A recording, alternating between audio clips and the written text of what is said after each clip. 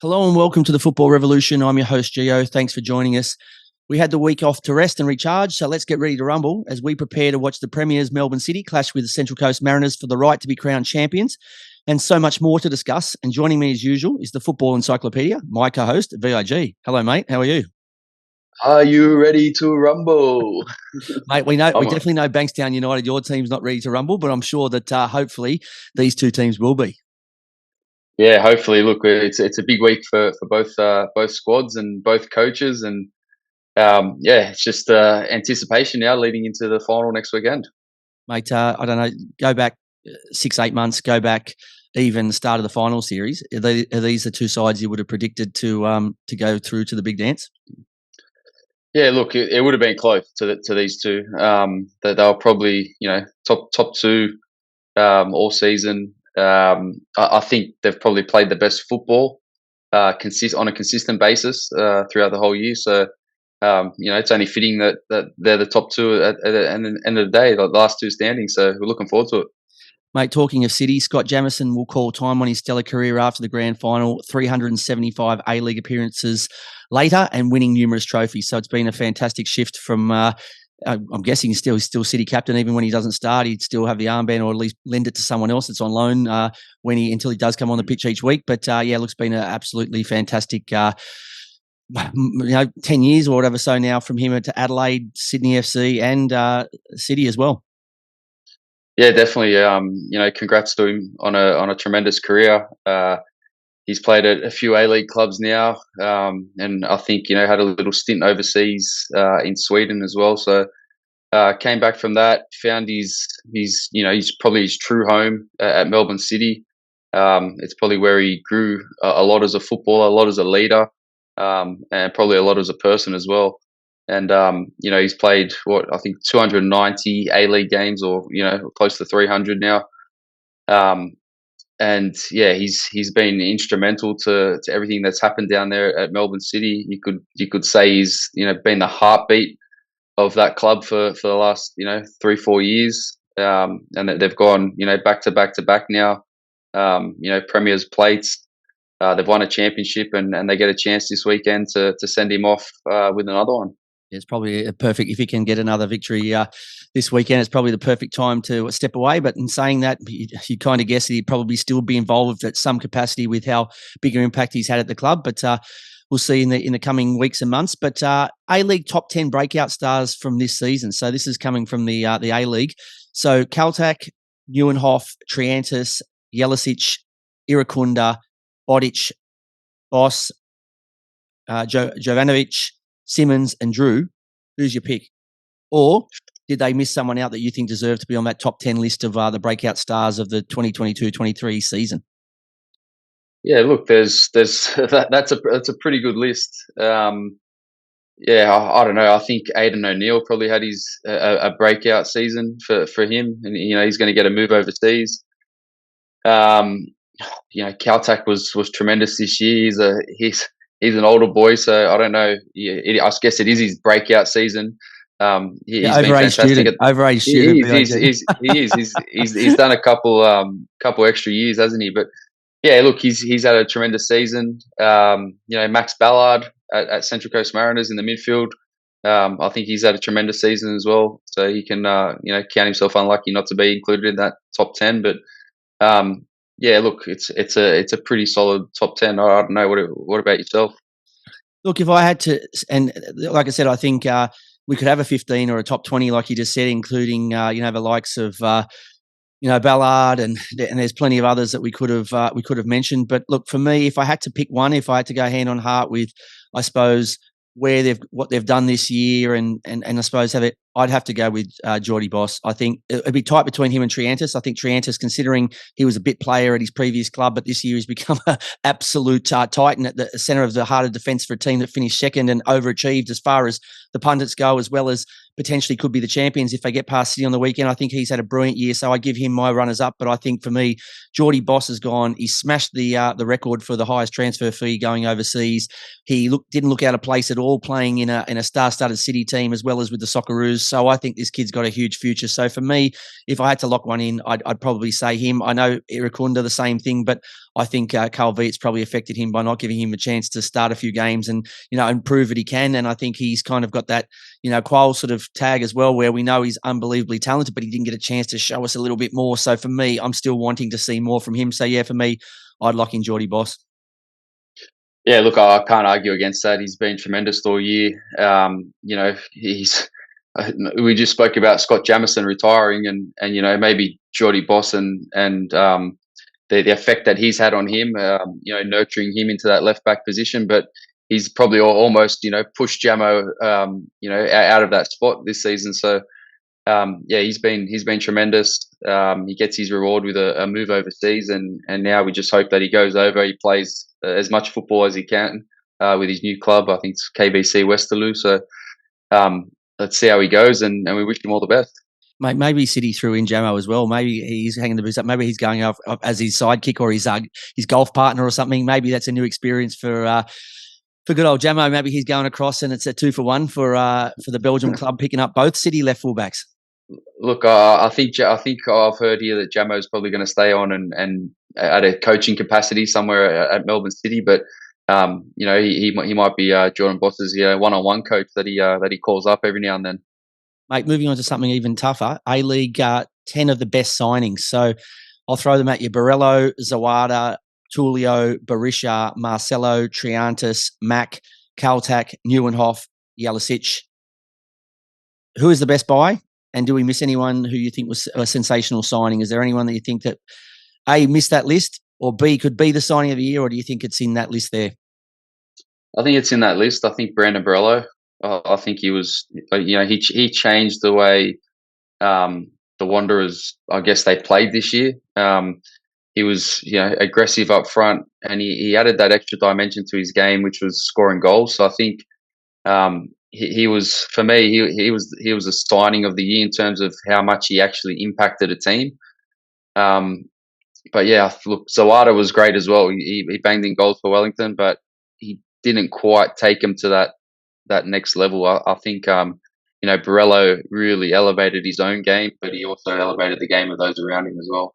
Yeah, I reckon it would have come down probably to the final 100 metres or the last couple of furlongs if Zawada hadn't had his child, which is more important than anything else. So, but if he'd stayed and hadn't, missed a few games and then came back and he looked like he missed a beat, it would have come down to the final few furlongs, and I think it would have been neck and neck. It could have been a photo finish, and who knows, maybe the Phoenix finish higher up the table and they end up getting themselves into a semi. But I think, based on the fact that they fell over a little bit short, they pretty much got into the finals, and then they were just a slight speed hump that someone ran over the top and got past. I think for me, I'd go Borrello with Zawada not far behind, but I also think that I reckon Van der Veen with 6 goals and 6 assists is unlucky not to have beaten Berisha into the side. And I also think if he'd gone a little bit earlier, McGarry, we had 3 very important goals for the Mariners. It's got them into the position where they were finished top 2 as well as get themselves into a final, and probably Beavers as well at the Glory. I think he had a really good season as well. But look, when we're talking about multiple players, it means it's been a really great season. It means there's been a lot of quality coming in, and we just hope that continues next season, right?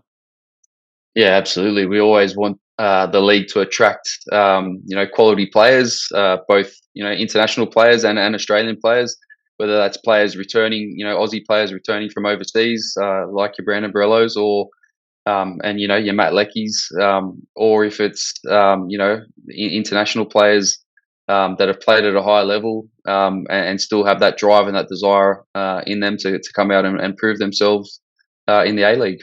Yeah, look, I think if anything for players that are over there or players considering leaving, yes, it's a great opportunity. But look at Borrello, right? He's come back and he's probably the best I've seen him play, including when he was overseas. So it goes to show, right, wherever you are, if you're playing well it doesn't matter the opposition, the team you're in. If you are at the peak of your powers, then you can stand out. And he's definitely done that and put himself back in the mix for Socceroos, and also an opportunity. I hear Zawada, there's interest in Holland now. So he's had 1 year here, bounced off the Phoenix, and maybe he doesn't last his second season. Maybe he ends up in Holland, which was obviously the plan for him, and he deserves it. He's had a fantastic year. He's been great for the league. He's been exciting for the fans, and he's definitely given us, a lot of enjoyment. So look, we'll see what happens in the coming weeks. But Aussies abroad, Awir Mabil celebrated winning the Czech First Division with his team Sparta Prague. Garang Kuol come off the bench to score his first goal in Scotland to snatch a 2-2 draw against Rangers. Ryan McGowan also on the score sheet in Scotland as St Johnstone and Kilmarnock drew 3-3. And Aaron Moy and Ange Postecoglou added a second Scottish title after defeating Aberdeen 5-0 with an impressive treble still in their sights. Yeah, wow. Look, a lot happening in Scotland, isn't there, for the Aussie lads? Good to see Garang Kuol finally get his goal. He's had a bit of a tough time, and he'd be the first to admit it. I think he had an interview after the game saying, it's been tough, but at the same time, he feels that he's probably learned a lot and grown a lot as a footballer, which at that age is important. So, happy to see him finally get on the score sheet and finally get a little bit of reward for the tough times he's had to go through. At the second half of this season after moving across from Central Coast. So good to see that. Huge for Celtic. You could be confused, couldn't you, Josh, for thinking now we've got the A League, the B League coming in. This is the S League, right? Because this has got a lot of Aussies in there too. So we might start getting confused. Is this S League in between the A League and the B League, or is it slightly above the A League? I don't know. We'll have to wait and see. I'll tell you what. I don't know. Sydney beat Celtic when they came out here, didn't they? So they did indeed. We'll see. We'll see what happens. But hats off to Ange and what he's done with that squad. Back to back championships with Celtic. And yeah, they're just I guess we'll probably talk about this a bit later as well. But your boys Spurs, on the sniff and looking out. They're hunting down Ange Postecoglou apparently. So we'll see what happens, and in these next coming couple of weeks and into the transfer season. Mate, I'm happy to offer up instead they can take Harry Kewell, right? Because Harry Kewell, everything he touched in coaching before, unbelievable player, one of the best of all time for the Socceroos, and absolute freak of nature at Leeds in particular, and then Liverpool. But his coaching not so great. But even he's gone across there, and with Ange having him on his back, it's like carrying an extra weight in the cup. He's still got home with him on there, so it goes to show, right? No matter what you throw at Ange, he's still going to get the goods done. Oh, he's unbelievable. He must have some sort of connection with the players, or look at the crowd before the game. When he first signed at Celtic, they were booing him. Who's this bloke? Never heard of him. Fat managers come to who is he? What's going on? And now look at him. They absolutely adore him. Hats off to him for what he's been able to achieve there. What he's been able to achieve as an Australian coach. It's not easy being an Aussie overseas, and he's paving the way for a lot of other Aussie managers to go over there and do the same thing now. Mate, when you say it's not easy for Aussies overseas, it's easy for your son Giannis when he was in France, because every TV camera, every person wanted to grab him. So, look, there is some exceptions to the rule. Now, Ange and Giannis are the two exceptions that we've seen. But, look, we'll see what happens and where he ends up. He's apparently they're going to offer him to be the highest paid Celtic coach of all time. But there is a lot of clubs that are obviously hunting, and rightfully so. Talking of English football, Luton's 31-year PL wait ends after defeating Coventry 6-5 on penalties. So devastating for Coventry, have also had a long wait. But they're the first club to go from fifth tier to the top flight in the Premier League era. What a fantastic achievement. But it would have been a heart attack waiting for both sides, right? When you go down to penalties and you're waiting that long, right? You're not waiting a year or two. You're waiting 31 years for them, and Coventry, I don't know, would have been equally as long. Yeah, Coventry haven't been in the league since I was about 2 years old, I reckon. So okay, look, phenomenal game. It's that game, the pressure surrounding it. The players are under extreme stress. It's always chaotic. There's always it's back and forth. There's always a mistake about. So for the game to go to extra time and then get to penalties and to lose 6-5, I think commentators curse. I think the player that took the last pen and missed for Coventry I think he's played over 200 games for him, and the commentator said 200 games and never scored a goal, and it's 201 games and never scored a goal now. But the poor bloke, yeah, it's just devastating. But that's just the way these games always end. It's heartbreak for one and elation for the others. And God, a few Premier League teams are going to get a shock when they have to go to Luton's ground next season. They've only got 10,000 people, but look, maybe for the wrong reasons, they'll be able to dig up that patch of the penalty spot like they did for Milner. That Liverpool, I don't know if you saw, Liverpool had dug up that little bit of the penalty spot and said to him, "Look, mate, we've been looking after the penalty spot you've been hammering for the last few years at Liverpool. Here you go, start looking after your own." But maybe the Coventry player will get his own to look after, and maybe it will haunt him for the rest of his days. But PL news, as we've doing the show a little bit earlier this week, the game's tomorrow morning. Everything to play for, and who will complete the great escape. Everton sit on 33, who welcome Bournemouth. Leeds on 31, host Spurs, and Leicester on 31, clash with West Ham. So as we know, Southampton are already gone. So two of those three teams will be joining them. So not easy for anyone there, but considering Everton have got 2 points lead on the other two and a better for and against, I think, and they're playing Bournemouth, who have had a good season but have little to play for, you'd expect that they would probably squeeze through. But funny things have happened, and I think there'll be lots of different chopping and changing and lots of different emotions for all fans included. Tomorrow morning, I think it's 1:30 our time, but look, we wish all three teams all the best of luck. Yeah, look, it's going to go down to the wire again.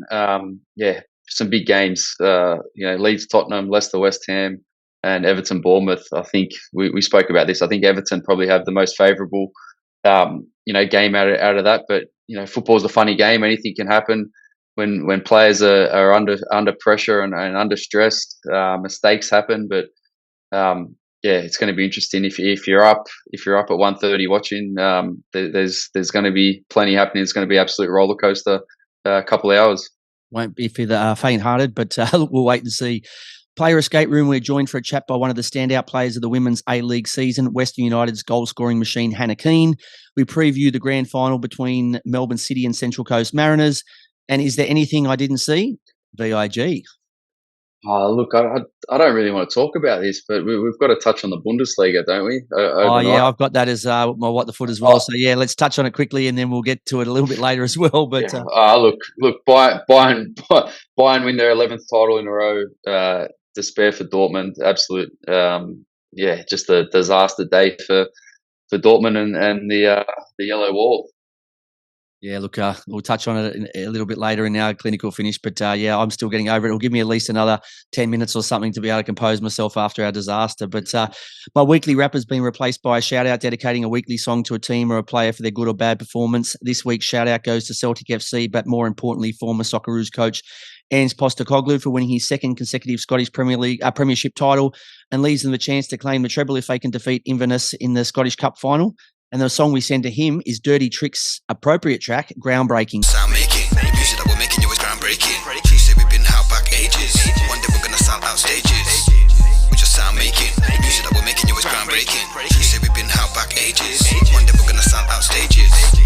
We just sound making. Yeah, look, it has been groundbreaking for him, as you touched on a little bit earlier. He's breaking ground all the time. I know we've got Joe Montemurro at Juventus, doing great things in the women's game, and we've had, a few others having a crack here, there, and everywhere. But when it comes down to it, he's the Michael Jordan at the moment of Australian coaches. He's ripping it up. He was getting a bad rap, but he did a good job in Japan, but so could everybody apparently. But Muskie's gone and followed suit over there and done great things in Japan. So it looks like it won't be long before he starts breaking into some of the bigger leagues around the world. But Ange definitely in every conversation he's there being discussed at taking over a Premier League vacancy or somewhere else in the world. So look, he deserves every bit of fortune he gets. And I think, as I've said previously, he's definitely a club coach because of the fact that when you play, for the national team, you're stuck with the players you have. And if you don't have a holding centre midfielder, you don't have, a tall striker, then you're stuffed. But with him, when he buys or takes a team and he can go and buy the players what he wants, and he doesn't spend a fortune, he just buys the right players and he plays a brilliant brand of football. So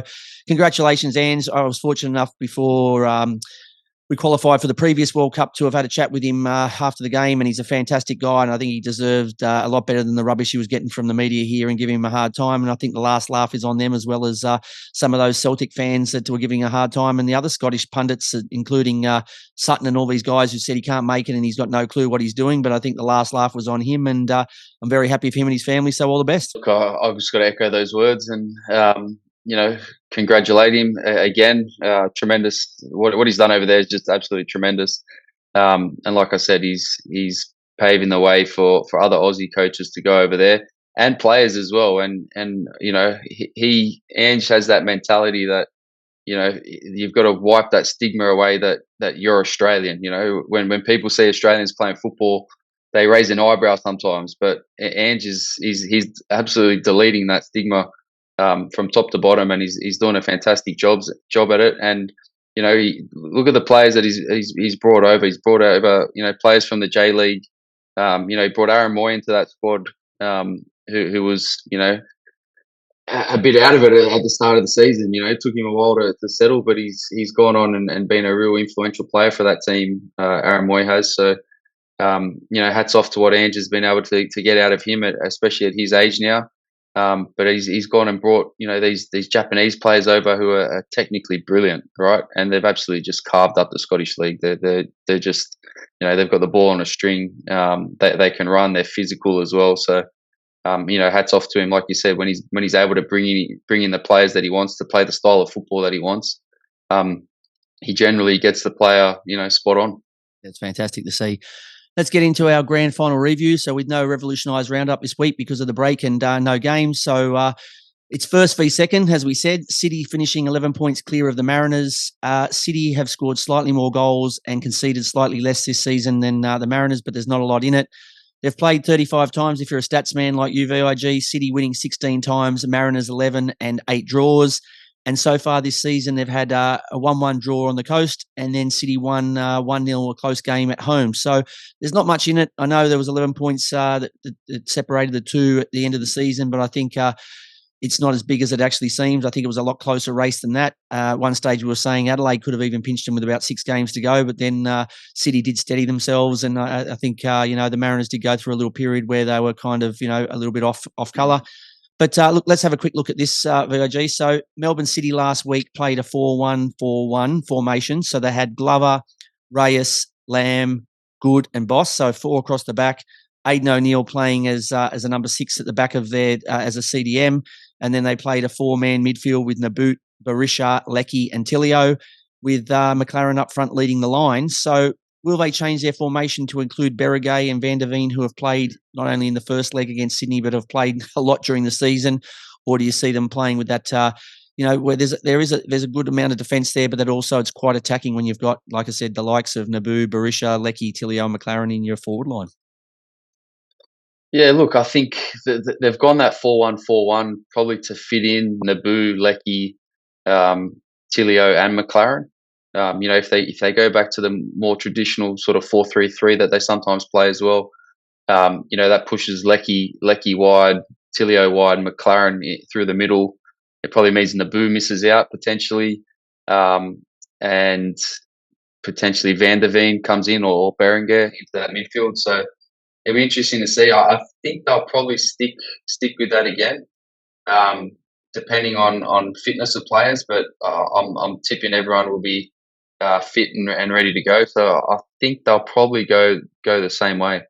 Yeah, look, I'd bring in Van der Veen if that was me, and I'd play Leckie out wide. That's just the way it is. And I know I think there's a distorted version of what happened last week, considering they played with against 10 men for a large chunk of the game when Maxi Burgess got sent off. So I don't really think you can see if their formation worked or didn't work. So. Yeah. Now they're going to go in blind, I think kind of blind because it's not their usual formation, but Van der Veen came off the bench and scored a goal and he's been excellent this year. Berenguer is always, so dangerous and I think he feeds very well. I think Naboot's a luxury that they can have off the bench, but that's just my opinion. Yeah, look, I think personally, I think Leckie is probably more effective out wide. It's more natural for him. He's played the majority of his career when he's sort of in a bit, sort of behind McLaren. It's not as natural for him. Doesn't have as much space to break in behind the defence and really break those lines. But look, I don't know. Either way, when I'm looking at that, the squad on paper, and the attacking weapons that they have, it's going to be a tough task for the Mariners. Yeah, looking at the Mariners, a lot of the time they've lined up with a 4-4-2, so Vukovic in goals. Then the back line of the four men in the back line is Storm Rowe, Triantis, Kaltak, and McGarry. So the centre pairing there don't need any introduction. They've been in every award so far towards the end of the season, rightfully so. And McGarry's been a fantastic signing, and Storm has been a quiet achiever. He's been excellent this year. Their four-man midfield is Nkololo, Silvera, and in the centre, the dynamic duo of Nisbet and Ballard. And up front, the unpredictable Marco Tullio, as well as the enigmatic Jason Cummings. So a really good lineup there too. And you'd be expecting that's how they would line up on the weekend heading into this clash. Do you see anything different for them, or you think that's how it's going to be? Pretty much very similar lineups to what they both fielded in the second leg of the semi-finals. Yeah, look, I think they'll go with the exact same lineup. The only one, the joker card, I guess you could throw in is maybe a Christian Theoharis. I think he's been pretty good off the bench, but maybe you want to keep it that way. But Tullio and Cummins up top. Tullio's been fantastic. Cummins, he's still scoring goals. And I think that four midfield, Nkololo, Nisbet, Ballard, and Silvera will stay the same. And I think the back line will stay the same as well with Danny Vukovic in goals. All right, tell us now, who do you like? Who's going to take home the Chockies, and where's the game won or lost? Oh God, it's a difficult one. I don't know. I just feel like the final in Sydney. I'm hoping a lot of Central Coast fans travel down. It's going to be very, very close. I don't think it's. I don't know. I don't think it's going to be a blowout in this one. Like I said, I think they had a 1-1 draw, and City won 1-0 down in Melbourne. So I think it's going to be tight. I've got a feeling this one's potentially going extra time and penalties, and literally flip a coin. I'm going to go with Central Coast. I don't know why. I just got a feeling. They've been great all year. City have been great. They've won the Premier's Plate. They've had a tough outing against Sydney up here, and then they went down, and the second semi-final was obviously a lot easier for them, playing against 10 men. So I don't know. You can never write them off with the quality they have, but I've just got a feeling it's going to go to penalties, and Central Coast are going to win. All right, I'm going to jump on you there too. I'm going to go for Mariners. Mine's a couple of simple reasons. If City go with that lineup, I don't think it's the right lineup for them. I also feel that at the moment that Serge and Monty are pulling the strings, and I just think they're doing a better job off the pitch, guiding the team and making the right changes. And I think Vidicic, and that's nothing against him. I think if PK was there, I think that also goes against the Mariners. So I think that's a big swing. And I also feel that they've won something this year. The Mariners have come so close, so for them to bomb out now would mean they've walked away so close yet so far and won nothing. So I think for them, there's just that little bit more incentive for them to get the job done. I also think it helps that a lot of people are complaining that the game's played in Sydney and that they don't get a home ground final, but I don't think the Mariners are complaining at all. I think they've had 7 away wins this year, beating Adelaide twice in Adelaide. So I think they're a good team away from home. This year, I think from memory, City have probably had more draws away from home than they have anything else. So I don't think they're great travellers, the way things are going. So for me, I think being in Sydney, even though it's not at a Mariners game, I think the coaches as well as the formation will all play into the hands of the Mariners. So yeah, I believe in a very close game, and hopefully a really enjoyable one that the Mariners will take the victory here. But look, yeah, we wish both teams all the best, and we hope it's a cracking game and it's a cracking spectacle for the A-League. Yeah, definitely. Look, I just hope it's a cracking game, cracking spectacle. The difference for me, the one player that I think can really make the difference in a tight game is Danny Vukovic in goals. I think he could have it. He's going to have a lot to do regardless. City are going to throw everything at him. They're potent in attack. They've got players up top that you got J-Mac, Lecky, Naboo, Tullio. They're going to cause troubles for that Mariners backline, and I think the Mariners backline have been tremendous all year. but I think Danny Vukovic, if he has a good game, he could be the man. He could be my man of the match. All right. Well, we'll know probably this time Saturday night. But yeah, fantastic game and very exciting. And we just can't wait. Up after the break, we welcome to the Player Escape Room Western United's Golden Boot winner Hannah Keane. You're listening to the Football Revolution. Joining us now in the Player Escape Room is a star striker that has set the A-League women's competition alight this season. Please welcome to the show Western United's Golden Boot winner Hannah Keane. Hi Hannah, welcome to the show. Hey, thanks for having me. How are you? It's been a few weeks since the grand final and you're back in the US visiting family. What have you been up to? Good. Just relaxing, taking a rest. It was a tough season. I'm still not super happy about losing in the grand final, but I think it's starting to sink in a little bit more about how successful of a season we did have just by making it to that grand final. So I feel good, feel relaxed, but I'm already thinking about in every workout I have right now winning that grand final next season. So it's great motivation. Look, it was a remarkable season. In your team's debut season, you finished just 1 point behind Premier Sydney FC, were first into the grand final, and personally you claimed the Golden Boot. What milestones did you set yourself when you arrived at Western United? Was it that high? Was it that high, pretty much a grand final, almost a minor premiership, and the leading scorer of the competition?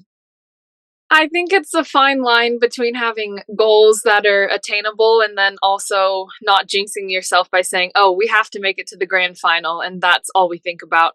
But at the beginning, we did make a goal setting kind of meeting that we made individual goals and team goals. And individually, I just wanted to score more than 10 goals. I think I knew I could do more than that. So I was probably setting the bar a little bit low, but I think after not having made it into the A-League last time I was in Australia in 2016, I kind of had a chip on my shoulder that I wanted to prove to everyone that I should have been in the league. So I think just to kind of show who I was as a player was my main goal, and to see what the league had missed out on in 2016. And I'm happy that I was able to get the Golden Boot. But more importantly, it helped our team get pretty far, and I mean, almost as far as you can possibly go. So hopefully we can just do it all again next season. Yeah, look, in 2016, it goes to show even the best get it wrong when current Juventus and former Melbourne City coach Joe Montemuro let you slip through his fingers. It's not too late, Joe. I hear Hannah would be keen on a tour-in experience. So, mate, you can always reach out. It's not too late for you to go there and say that you got it wrong. But Joe is gone, but was it nice to finally play in the league and prove that you're an exceptional player? They're my words, not yours. Yeah, definitely. And I mean, we can never really know what would have happened if I had made the Melbourne City squad in 2016, but I think the places that I've been since then have definitely shaped me into a much better player. And so I almost wouldn't change what has happened. I mean, it's unfortunate, but there's still, that goes to show there's lots more out there that can happen even if you don't make it on one team at one moment. Things happen for a reason. But have you enjoyed living in Australia? I know you were here briefly in 2016, but this is probably pretty much a first full season or first full year in Australia. Have you enjoyed Australia and Melbourne in general? Yeah, I really have. I think the first time I was here, I was a lot younger, a little bit fresh out of college, and didn't really know the world like I do now. So I see things a bit differently, but I've really loved it. The people are so kind. The Western Club, everyone around it has been so welcoming and helped me with anything that I ever needed help with. And the culture is great. I think that it's nice because it's not too different from America, but it's just enough different where you can tell that you're obviously very far away from America, and you can tell the thinking is a little bit different in some things, and I really enjoy it. And that's why I'm signed again, because I didn't want to leave just yet. So you're also balancing art, photography, and I know that's huge in Melbourne. Did that play into your hands as well? I know there would have been multiple clubs that were interested in you in Australia, but was that a big reason going to Melbourne, that you also knew the art and the photography scene's also huge? I actually didn't really think about that too much when I first decided to sign with Western.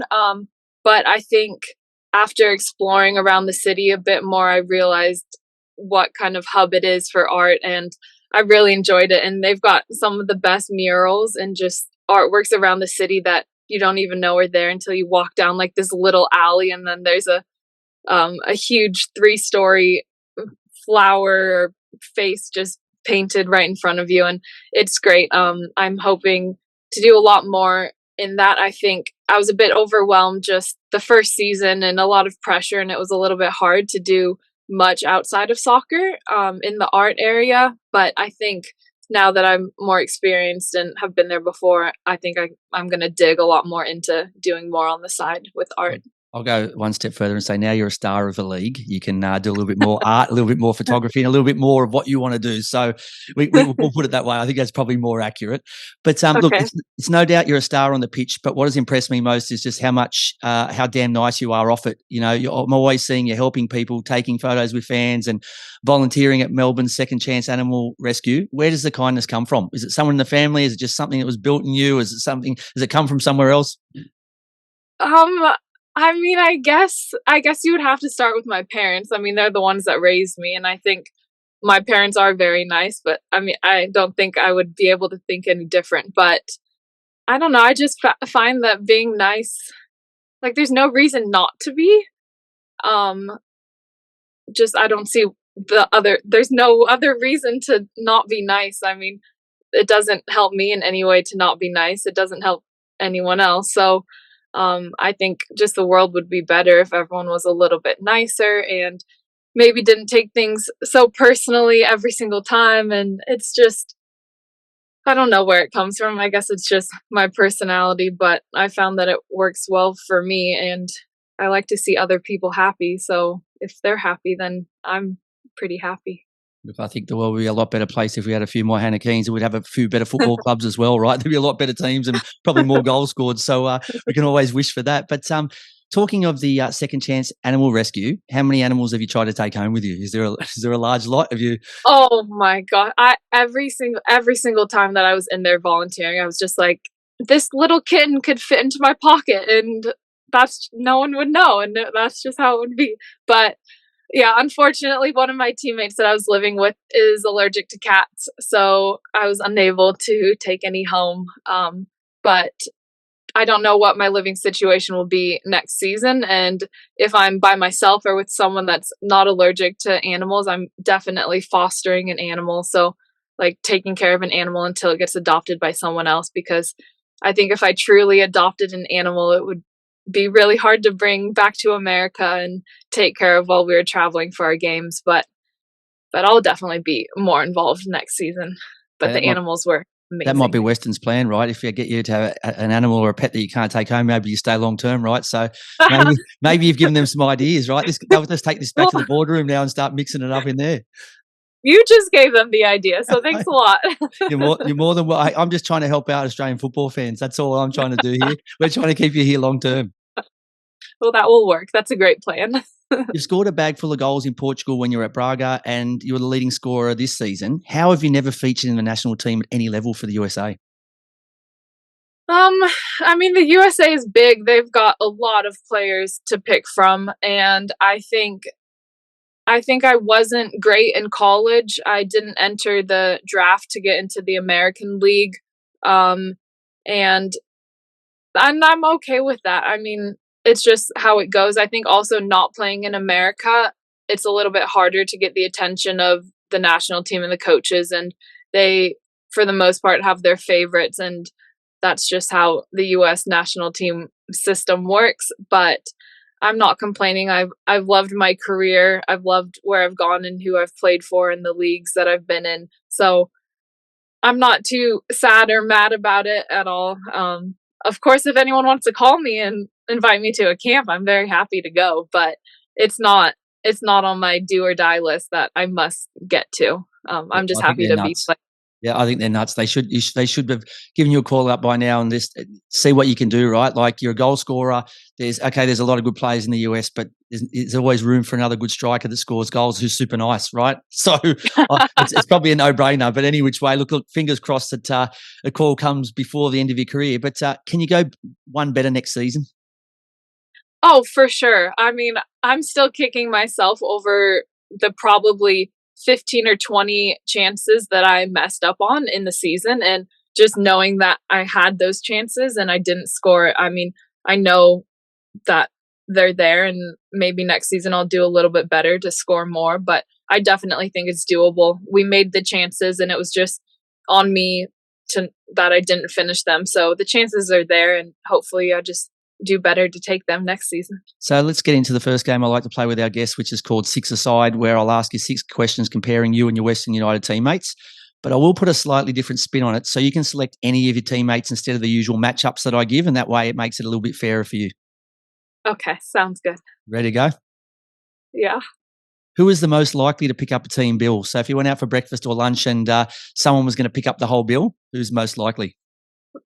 Probably Chloe Lagarzo or Jess McDonald. Okay. Are they both very generous? Yeah, they Or just got a are. lot of money? Either way, right? Both. Okay. Who's least likely? Is there someone that you could say that more than likely, if the bill came up, they'd take a phone call or they'd be leaving to go to the bathroom or something? Is there someone that you could throw under the bus or prefer not to? No. I really think there actually isn't anyone that would do that. Our team is too great. I've never been on any team that the people, like every single person, is nice. I mean, usually I can pick out a few that I stay away from or don't want to be around that much, but it's very surprising. You found your home. Yeah, maybe. Maybe. Who would do the best job minding my kids and my 2 labs? Oh, probably Alex Sinclair. She's Okay. the team mom. She's just the biggest heart. She's probably 100 times nicer than me, which might be hard to say, but It's scary. it's very, yeah. Someone She's the 100 times best. nicer than you. I think the dogs would be a lot easier than the kids, but if she's happy to do the job, then I'm happy to lock her in, right? Always do someone you can trust with, right? Yeah, she loves kids. It's great. Right, awesome. We'll lock her in. Who has the best dress sense? Ooh. We've got a lot of very stylish people on our team. Okay, is anyone you look at and say, I'd like to be them, the way they dress? That makes it easier for you, doesn't it? I think it's a little bit difficult because a lot of times our training it's very early in the morning, so people just roll up in pajamas and sweats. But then every once in a while, TJ Vlanich, she is like, she'll wear normal clothes and everyone's just like, oh my gosh, TJ, wow, you look so different. And she does have very good style, but there's definitely a few people on the team that can dress very well. Who gets noticed most on the street? Oh, Chloe, definitely. Yeah, the fans always coming up asking for autographs? Yeah. I mean, I think being on the Matildas and then also working a lot with Under Armour, her face is just on store windows, and it's amazing. It's great, and she's so nice about it too. So definitely go up if you see her ever. You may have flown under the radar this year, but being Golden Boot winner and being in a lot of promos for the grand final this year and so on, I think next year you might be getting a few people coming asking you. So get ready to sign a few autographs and pat a few kids on the head and do a few things. So. Yeah, I'm happy to do that, but I just hope they use some other people's pictures next time because. Yeah, I know you maybe don't want the attention, but you deserved it. So unfortunately, you just have to wear it, I think. Okay, thank you. Who is the most high maintenance? Ooh. I know this puts you in trouble, but look, the good news is by the time you get back from the US, they would have forgotten about this, right? Yeah, exactly. I would say, maybe TJ again. But I mean, it comes with style, right? Yeah, exactly. Like, I mean, she works for it and it looks good. So everything she does is great. Yeah, I'd say TJ and then maybe Franny. There's a few people, but I think overall we don't have anyone that's a huge high maintenance. They're pretty all down to earth and just do what they like to do. That was safe with TJ because you've already given her a massive compliment, right? Being the best dressed, and now you've also said she's the high maintenance, so it negates itself, right? So, see, not only smart on the pitch, but smart off the pitch as well. Bravo to you, Hannah. And who would make the best Hollywood actress? Considering you're from the US, you'd know a bit about the acting world, and you maybe did some a bit before at college or before you went to college. And oh, definitely not. But I would say at least the one person that would have the most experience with that would be Hillary Beale, because she's from LA. She's basically in the movies already. I think she would be a good Hollywood actress. She can do the drama in the best way, not in a bad way. Like, so what about you? if you were going to get called up now that you're starting to become a big star, if you got called up to do something in a movie, what sort of genre movie would you want to be in? Is there a particular type of movie? I think I would have to do action and just lots of running around and like acrobatic stuff, and no like close up, very intense emotional scenes, because I would probably just laugh. So definitely action. I'll jump through windows. I'll jump off buildings. I can do that part, but I don't know about the actual drama up close stuff. Look, I don't know how that will go in your Western United contract, but if you do get a call up from them, just give me a mention. That's all I want. Just mention me in the credits or something, and we both win, right? Sounds good. All right, you passed that with flying colours. Let's get into the second game I like to play, which is 1-2. You give us your thoughts on the following topics. If you have any problems, I'll jump in and try and help you out if I can. Okay. What song best describes you? You can sing or say a few lines if I don't know what the song is, and maybe I'll lie and tell you I don't know it anyway, just so we can hear you sing. Oh no, you don't want that. I would break all the ears and microphones of everyone. I'm probably the most tone deaf person you've ever met, so I do not sing. You can't be good at everything, Hannah. All right, so we found a weakness, right? True. Oh, what song do I really like? Is there something you listen to if you're training at the gym, or if you're going for a walk, or something? Is there one that you listen to on the train, or anything in the car? Yeah, the problem is I listen to every single different genre of music, and it's solely based off of how I'm feeling in the moment. So, I mean, I don't have like a top 3 favorite songs in the whole world, because it changes probably every other week. But I guess like a classic one that I do like to listen to before games and kind of motivational is Thunderstruck by AC/DC.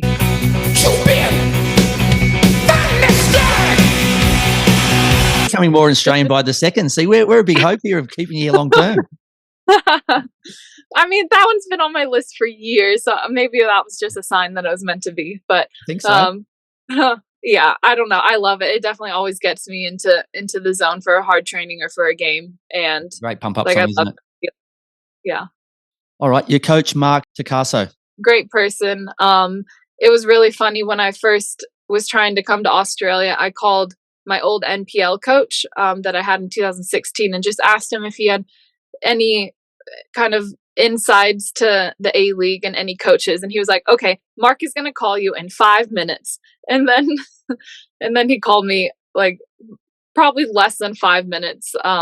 But yeah, and we had a great conversation, and I really liked everything he told me about Western, what they were building and trying to create.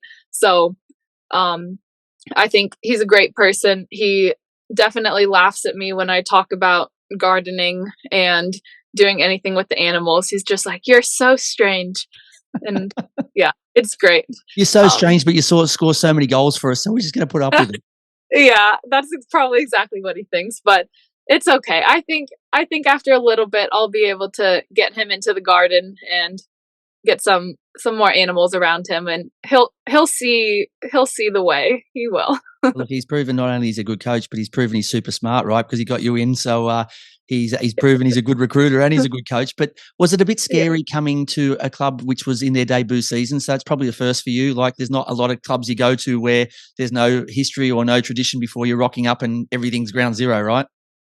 True, and I think Mark also did a very good job of reassuring me that even though it was the first season, that they were recruiting people that he thought would be very good and would obviously help me on the field and help me off the field. And he was very excited about all of it. And I think just having that reassurance was very nice. But I'd also seen what their men had done as a relatively very new team, and in their third year winning the grand final. And so I knew they knew what to do and what to do to be successful. So I was just a little bit putting my faith into them being able to do that again with the women, and they got very close. So, and I mean, we got to the grand final in our first season, so that's even probably a bit better than what the men did. But I'm excited to see where the club and the team goes in the long term, even if I'm not here. But So we'll see. Who will the USA play in this year's Women's World Cup final? Oh, that's assuming that they'll get to the final. Speaking on your behalf, you can always tell me the two teams you think will make it. I think if the US does win, it'll be very, very, very difficult. There's so many good teams now, and I think US used to be so far ahead of everyone, but now the other teams have definitely caught up. So I think the Matildas are doing really well. They've surprised me the last year or so. But I don't know. England just also seems so strong, and Germany and Canada's been okay too. It's so difficult.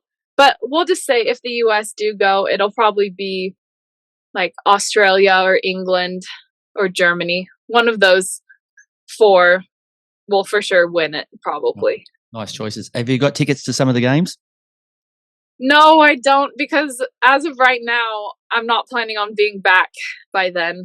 Our preseason doesn't start until September. So, but maybe I come back early. I'm not sure. I'm still deciding. Your family must think how amazing they are. You've passed up a World Cup to go and do gardening with your dad. What a great daughter. Yeah, I know. I've thought about it. I don't have a flight just yet, so maybe I'll work on that in the next month or so. I've heard tickets are hard to come by already. So not for Golden Boot winners. So no, you're fine. Don't worry about that. That's all good. I'm pretty sure someone will find you some tickets, Hannah. Don't worry. You should probably be playing there, but if you're not, we'll take second best and get you some good tickets. Okay. Your favourite Western United men's player? Ooh. That's so hard. I think, though, the one that I've talked to the most and I think is very kind is Lockie Wales, and just a very good human and very nice and a good player. So probably Lockie. Okay, nice. Celebrity crush. Could be male or female, could be a sports star, could be any walk of life. Ooh. I think maybe David Beckham. He's Me just too. yeah. Yeah, just the other day I watched like an hour-long highlight reel of just his Manchester United goals, and it was a great hour. It was amazing. It wasn't as many in a season as you, but he's not bad. He's not bad. He's not bad at all. The strangest thing you found in Australia? So it could be a food, it could be a show, it could be a word, it could be something. What's something that you just go, I don't know where this comes from? There's a lot of words. Okay. A lot of words. Yep. I think, well, there's a few. So I'll say a few things. The first one was if it's like kind of raining. In America, we would say like, oh, it's sprinkling. But then I don't remember who it was, but someone was like, it's spitting down. And I'm just like, spitting? Like, that's so gross. It's nice water, but spitting down. Like, who says spitting? So that was a bit weird.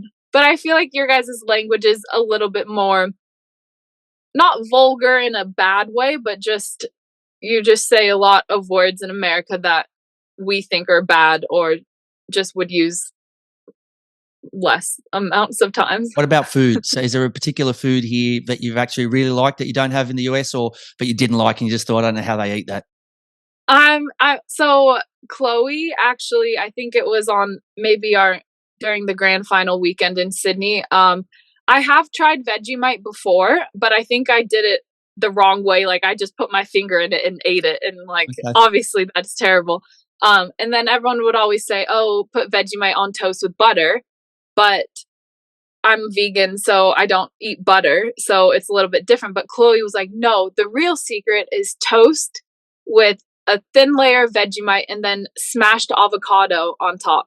Okay. And I ate it and it was so good. It was delicious. It was like a really nice salty avocado crunchy mix with the toast. And so now I definitely think I'll eat it more because that combo was really good.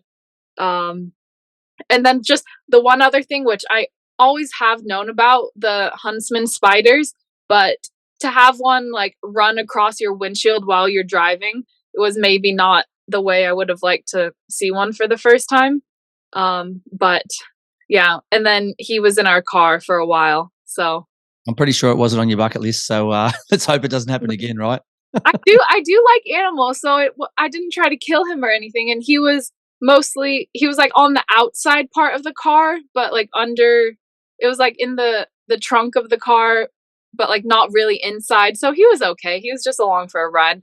Look, it wouldn't But surprise me, Hannah, if you went and found the spider new accommodation or something. I know what you're like, right? You're probably going to find him somewhere new to live and make sure he was well looked after or she looked after, and it wouldn't surprise me at all.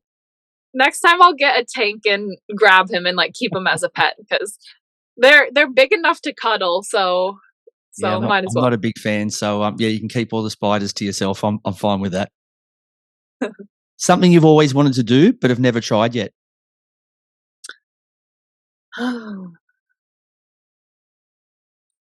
I feel like maybe skydiving, but I could also see myself chickening out at the last moment. Okay. But just the falling part, I feel like kind of scares me. I don't like those roller coasters at amusement parks that go straight up and then you just fall. But then I've had other people tell me that it's a completely different feeling when you're just free falling through the air. So maybe that. All right. So if we get a double, if you win the double next year, or you get Golden Boot winner again, can we get you to commit that you're going to do it? Oh, so scary. I'll think about it. All right, you just think about it. I think that's the only way that I would probably actually do something like that is if I'm forced or made an agreement and have to follow through with it. So Right, yes. virtual shake on that. Okay. Yeah. Yes. Sounds good. The thing that makes you laugh the most. Currently, I'm watching Ted Lasso, and that makes fantastic. me Yeah, it's so laugh good. a lot. I love it, laughing so much. So Ted Lasso, You are in season 3 or season 2, or where are you up to? season 3. Okay, me too. I keep falling asleep, so hopefully I'll get to watch it before the end of the year. And final question: best player you've ever played with or against? Well, against is definitely, I guess, 2 seasons ago now when I was in Spain. We played against Barcelona 3 times. So every single player on Barcelona is the best player I've ever played against. Did you win any games against them? Even get a draw or something? Oh no. Right. No. Did they actually just drew and lost for the first time in like 2 years in league play. But we did score a goal against them, even though we lost 5-1. We still got that one, so that was a good achievement. But they're all just on a completely different level, so it's really fun to watch, but a little bit fun to play against because we did stick with them for a while, but they just outclass you towards the end, and you can't do anything about it except admire it after they've scored a lot. But best player I've played with. That's so hard. I've been on too many teams and good teams to pick one person, but I definitely think that on my team in Spain a couple years ago, there were some really good players. And one of them, her name's Mayra Ramirez. She plays on the Colombian national team, and she was on my team in Spain, and now she's with Levante in Spain. And I think they got 3rd place in the league this season, and she scored like 15 or 16 goals and a great striker, great forward. I should try to get her to come to Australia now. Oh, look, I'm pretty sure when I ask a few other players in the future, they're going to say Hannah Keane, but I'll keep you posted and tell you how many people have told me that. But look, I thank you very much for your time. I know it's super early for you over in the US, and I hope you enjoy the rest of your time with your family and the gardening and everything else. But we can't wait to get you back, if not for just the start of the women's season next year, but to get you to watch a few of the games in the Women's World Cup. But we thank you very much for your time on the Football Revolution, and we'll check in with you again later in the year. Sounds good. Thank you. And if you ever want to bring your kids and the dogs to Maine, I can show you how to garden garlic, because we have lots of garlic. Well, maybe we can add that into the virtual agreement we have. Yeah, sounds good. Thank you very much for your time. Bye. You're listening to the Football Revolution. Fantastic chatting with talented and kind Hannah Keane. We look forward to watching her again in the Women's A-League next season. Up now is our clinical finish, and you've already touched on this, our first little part of that. VIG, our WTF, our what the foot. Bundesliga torture me again. So Dortmund fans handing Bayern an 11th consecutive title. Dortmund equalised against Mainz in the 96 minutes. So we thought, okay, 2-2 might be enough to get us the crown. But an 89th minute winner from Musiala gave Tuchel's men a last gasp 2-1 victory and the crown. So honestly, it'd almost be better if we just came fourth. It's just, do we cry? Do we cry now? Do we laugh? What do we do? I don't know. Oh, you just do that was painful. I stayed up last night to watch it. It was incredibly painful. Just from the get go, you know, the atmosphere, the crowd, the expectation in Dortmund was just incredible. missed the pen. You know, they've got some of the best fans in the world. But yeah, then you know they just absolutely lost it in the first 20 minutes. You know, go 1-0 down. Think they're getting back in the game. They've won a penalty, missed the penalty. You know, softly taken by Haller. You know, you're number 9. You want him to go up there and absolutely bang that in the back of the net, and he's opened his body up and you know side footed it to the goalkeeper, and you know I think a fairly regulation save for the keeper, but. Oh God, I don't know. It's frustrating to watch. They did a lot of good things, but they did a lot of things that left me scratching my head. They were, you know, trying to get the ball out wide, and how many crosses did they whip into the box? And yeah, I don't know. They just sort of it seemed to me like they just sort of ran out of ideas and didn't have a plan B. If they went down and they went down 1-0, 2-0, they did everything they could in the second half, but it was too little, too late. Yeah, look, they showed massive nerves, and you don't win 11 consecutive titles because you don't know what you're doing. So it comes with experience, right? And when you haven't won one for forever, it was like it was so far away from us that we just couldn't grab it. And like I said, if last week Bayern hadn't done the unusual for them and trip up, it would have been better if they were leading and we just weren't good enough. But to actually take the lead for the second time in the matter of weeks and then go, okay, we're so close. All we need to do now against an average side is get a victory, and we just bottled it. So, look, unfortunately, back to the drawing board. We've already lost Haaland last year, this year, or probably Bellingham and a few others. So, look, it will be interesting to see how they rebuild. But, yeah, look, great effort, but, yes, super disappointing. In the final game of the season, one team will be heartbroken and the other will be celebrating long into the night. Combank Stadium in Sydney hosts Vidicic's City versus Monty's Mariners. In a winner takes all battle. Yeah, look, we've been talking about it all pod. It's a huge game for both sides. Massive for Central Coast, who haven't been here for a long time. I think the last time was when they beat the Wanderers, I think. So maybe that's an omen. It's at the Wanderers' home ground. So who knows? Maybe they can you know get something out of that. But yeah, Melbourne City. Look, they've been the benchmark for the last 3 seasons. You know, three premiers plates, 1 championship, and they've got a chance now to farewell their club captain in Scott Jamieson with another championship. Yeah, and we're both tipped against them, so we'll see what happens, and we might have egg on Sorry, Jamo. Saturday night, but yeah, we'll find out soon enough. If you missed any part of the show or you want to listen to other episodes, where can they catch it?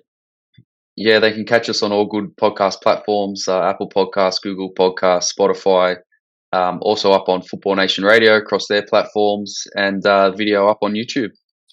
Good luck to both teams. If you're not going to the game, watch it at home, at a friend's house or at the pub.